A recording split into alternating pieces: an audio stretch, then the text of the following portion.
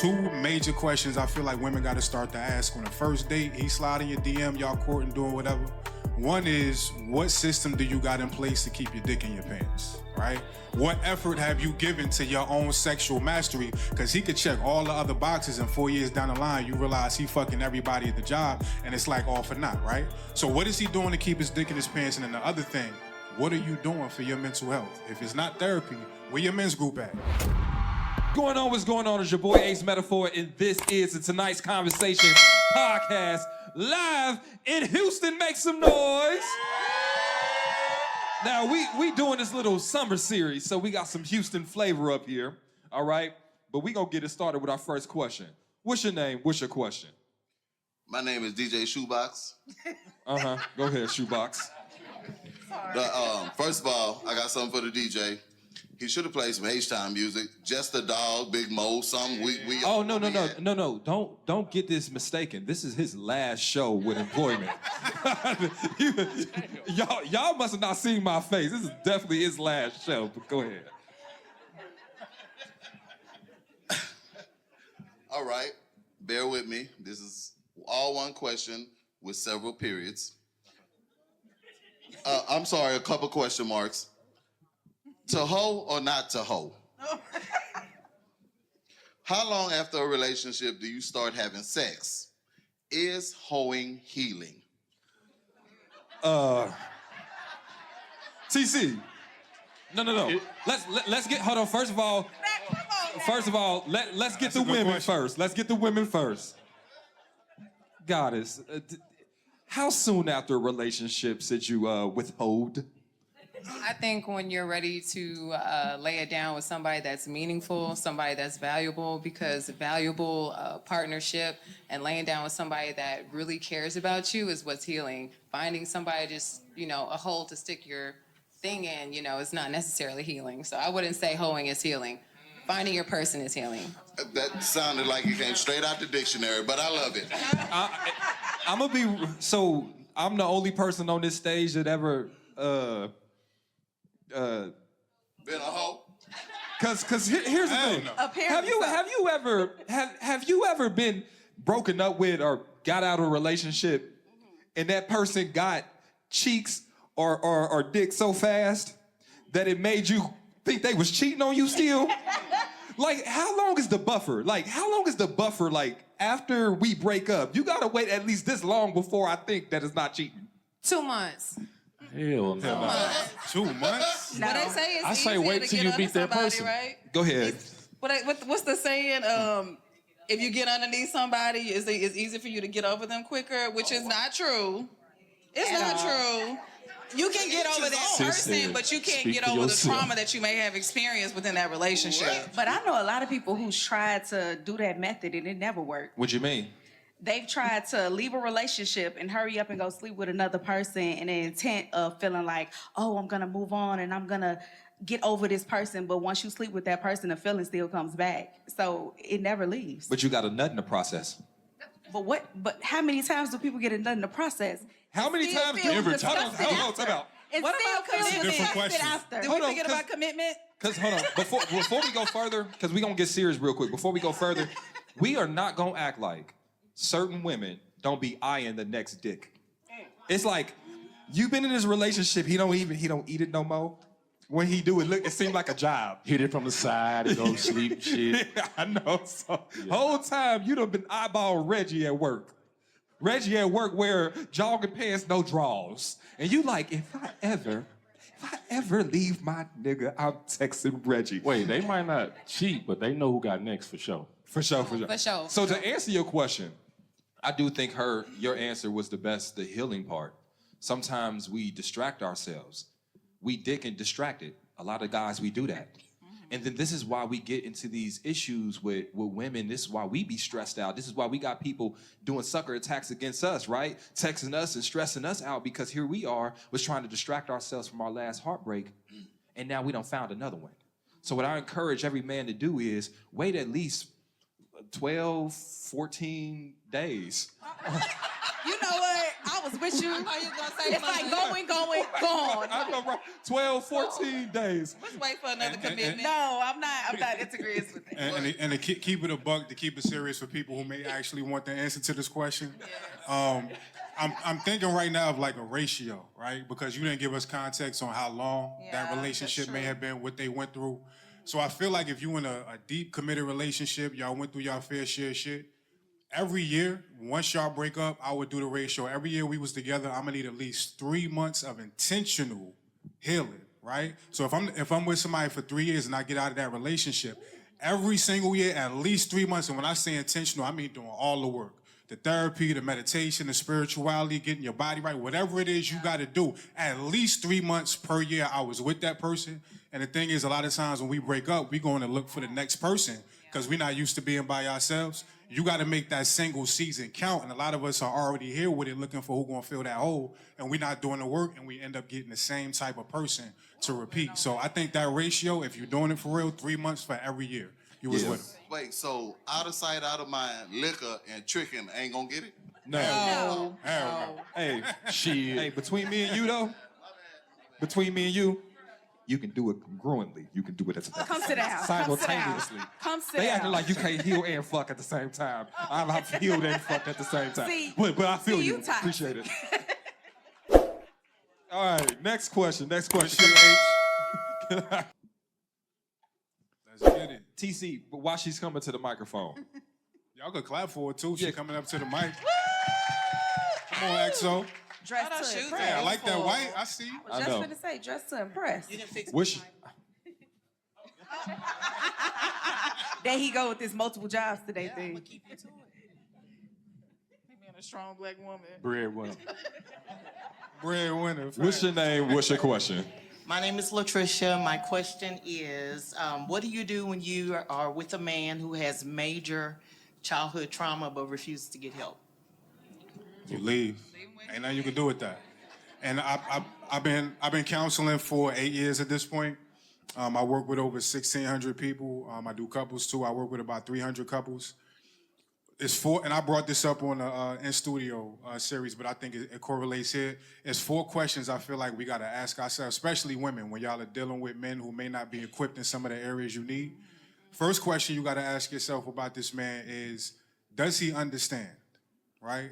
Does he understand the nature, the nuances, the details of your needs, your requests, your gripes, right? Do he get it, first and foremost? If he understand, does he have the capacity to meet you where you're asking to be met? And women are very good with extrapolating potential of men. We're not talking about what he may look like 4 years down the line. What's this nigga capacity right now? And if he's not at 100% of what I need, if he's at 80, how long is it going to take 80 to reach that 100? Is this a 6-year process I got to sit through, right?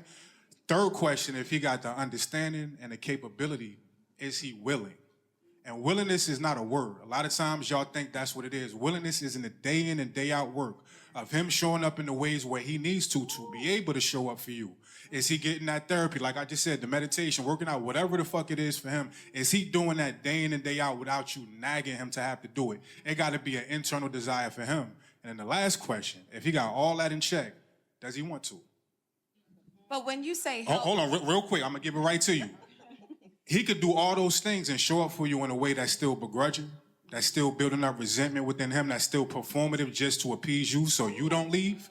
And that's still ultimately going to result in the fracture of the relationship in one way or another if it's not a genuine desire in his heart to meet you where you're asking to be met. And I feel like women got enough hindsight and foresight to understand when this nigga just ain't got it, but I understand his desperation. I understand his PTSD from previous relationships where you feel like when he got enough, you got to be able to understand it's not up to y'all to continue to feel like I got to settle because there's nothing else out here. If you honor yourself, God going to meet you at your work. And you Appreciate it. but here's my thing. When you say help, do you mean therapy? Because a lot of black men don't like going to therapy because a lot of therapists haven't been trained on the black man's experience. So I think that a lot of times when we talk about helping black men, what are some other forms outside of just therapy and counseling and a psychiatrist? What are some of the things that we used to do? Medicines, herbs, medicinal mushrooms, certain things that, if you look Bible. up are helping with PTSD and and things like that. So we have, our people for thousands and hundreds of thousands of years have gone to certain medicines for our mental health. And I think that sometimes looking outside of what people see as the norm for help, for our men especially, sometimes can help, because maybe he doesn't want to do therapy because he don't feel like the motherfucker understands That's him. facts. And, You know what I mean? And real Or quick, he too scared to. But to Some answer black your men are question- too scared to get help because they don't even know what's wrong with them. A lot of men don't, especially when it comes to emotional intelligence. A lot of men lack emotional intelligence when it comes to themselves and other people. Because you got a lot of men, they can be with you and they can be going through whatever they're going through, and everything is about them. They can't even consider you or how you feel or what you're feeling or what you're dealing with, because they're too caught up in themselves and their own emotional trauma. So also it's about dealing with somebody who's willing to recognize when their traumas, when not to let their traumas bleed on into the relationship with you. I would say that. And in response to that, we may not know what's wrong, but we know something wrong. You know what I'm saying?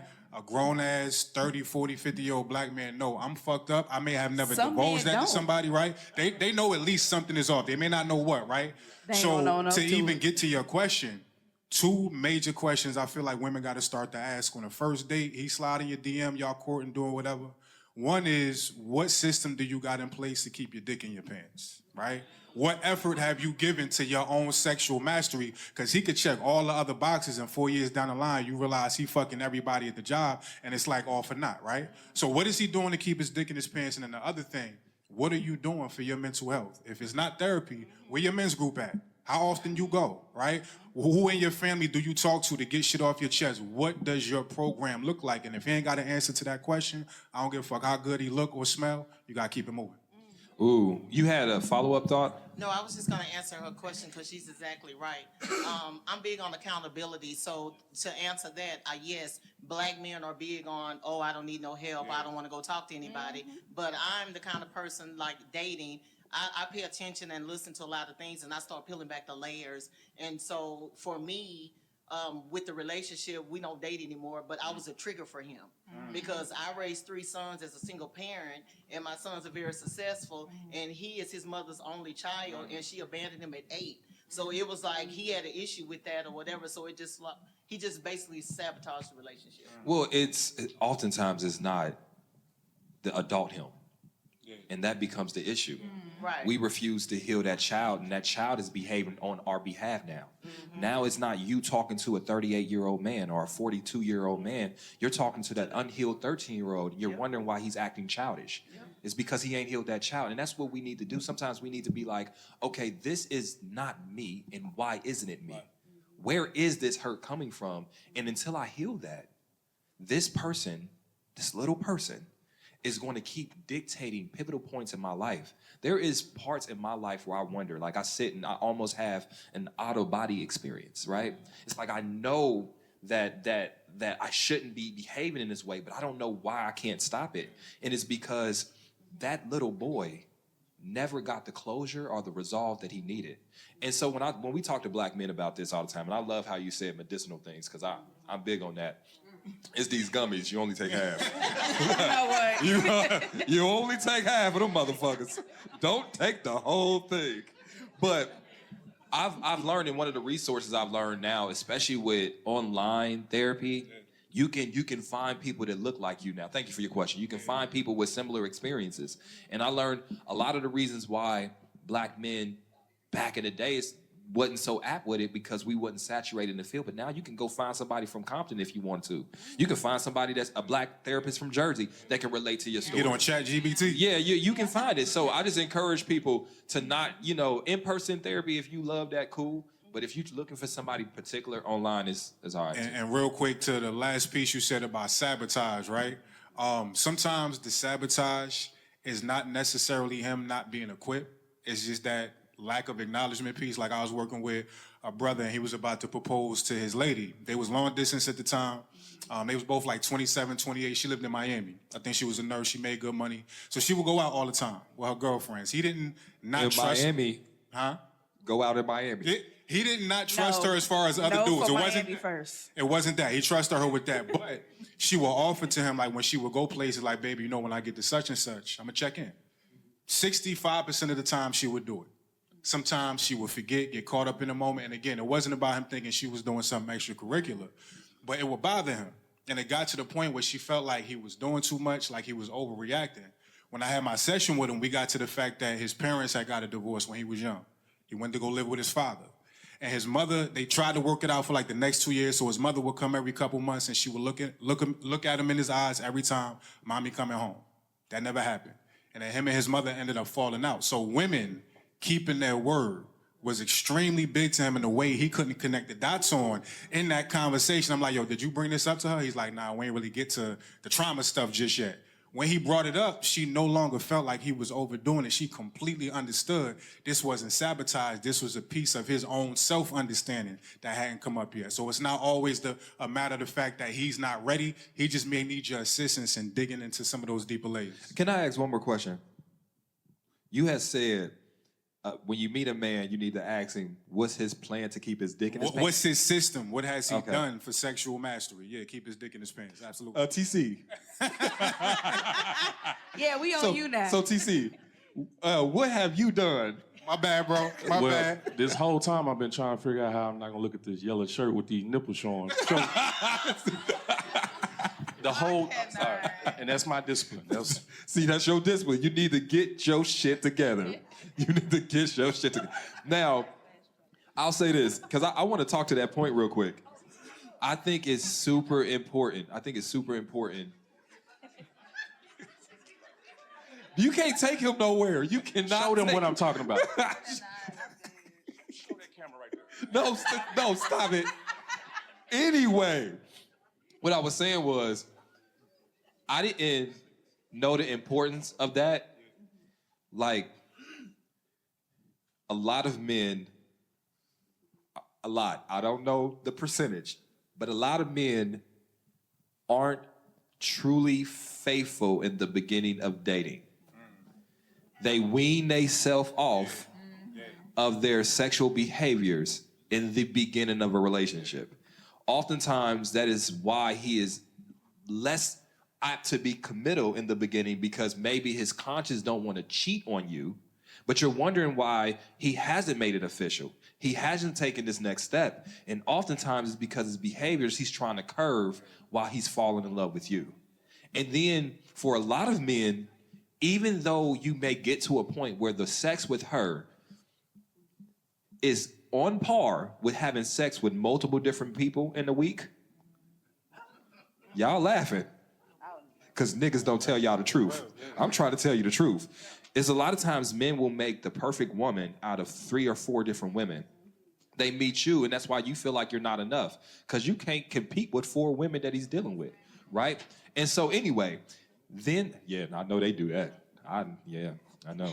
But then back to the point. So then what happens is, that's why that sexual discipline is important, because oftentimes the secrets that you held from the beginning can be the reason why the relationship ends at the end. Because here you are, you think, okay, I've been clean for the last 3 years. Yeah, the first 2 years of our relationship was shaky, but I'm good now. But then she finds out about that. And then it makes her question the foundation. You mean to tell me, during the moments I was falling in love with you, during the moments I was opening up and telling my mom I think I found him, you were having sex with other people. And then it's like, it's But hard to sometimes that's not a man's fault. If you really want to talk about it. Well, let's talk about it. If you really want to put it on the floor, yeah, y'all might not like to hear this, but this is very true. Sometimes it's not a man's fault. Women are way too emotional. Y'all will meet this is true, we will meet a man and we'll have an expectation for him to be exactly like us. So because I'm falling for you fast does not mean that he's falling for you fast. He might have failed for you in the middle of getting to know you while you fail at the beginning. Does that make him wrong? No. If y'all are committed and he cheats on you. Oh, no, That's different. I'm talking about when they in the stages of getting to know each other and they in the That's not court cheating. stages. Well, But it is for some women because you're with me. And if she feels that but listen, women will meet men and will drop everything that they doing naturally. He don't have to force her. She will naturally just say, you know what, I really like him. So all these other options, they gotta go. And so when they say, okay, I'm gonna drop all of these different options that I have, they expecting him to as well. And it's a natural thing. It don't have to be said. It's just her expectation for him to move just like her. And so when he don't meet her expectation or her understanding, and then you get further down in the relationship, she does see it as cheating. So that's your fault. Nobody told you to expect you from them, because naturally you might feel a way that another person don't, and that's okay. And that don't make him wrong. But some women have a very big problem with emotional intelligence as well. You have to know, and a person has to put it on the floor and say, this is what I feel. This is what I want with you. Because naturally, if we really want to put it on the floor, a lot of women put themselves in relationships with men versus a man actually asking them to be in a relationship with them. Okay, all right, we got to end this episode, but I want to say this last part. Yes, but I'm gonna speak from my personal experience. My personal experience with this is I can understand. And matter of fact, it was probably intentional on my part to have so much ambiguity. I got you, bro. Ambiguity. We here. That's that gummy kicking in. I know. That's that gummy. In asking questions to where that person really did think we was in a relationship. That is the part about it. That's fact. I done met your parents. We done been on vacations together. You done helped me do this. You done helped me do that. Now, we don't got no titles, though. Right? And you rock with that. And you know what you're doing, though. You know what you're doing. And so it's a lot of men that know what they're doing. Game. And this is why I feel like women, if that man ain't sure about you and ready to back it up with actual actions. Fuck all that, yeah, we gon' maybe in the future shit. Because that's how you end up. Rolling down the river. Playing a waiting game. And then he ends up never even choosing you to be in a relationship with you. Because now you giving him all of these wifey qualities. He gonna choose the woman he likes. True. Yeah, I just spent my time with you until I found a woman I like. Yeah, he gonna choose the woman that he liked, but what happened to the other women that he was leading on in the process? Well, no. You thought I was with you because I liked you. I was with you because I was distracting myself from pain or hurt or emptiness, and you feel some time. Mm-hmm. Until I got my confidence back, and now that I have my confidence back, I want to attract a woman that I can when I'm at my peak. I found you when I was at my worst. Why would I stay with you and you remind me of that? Oh, so now I want to find somebody I think I actually deserve now that I'm a catch again. And that's been another episode of the Tonight's Conversation podcast. Oh, you love me because I'm going to get you. We'll see you next week.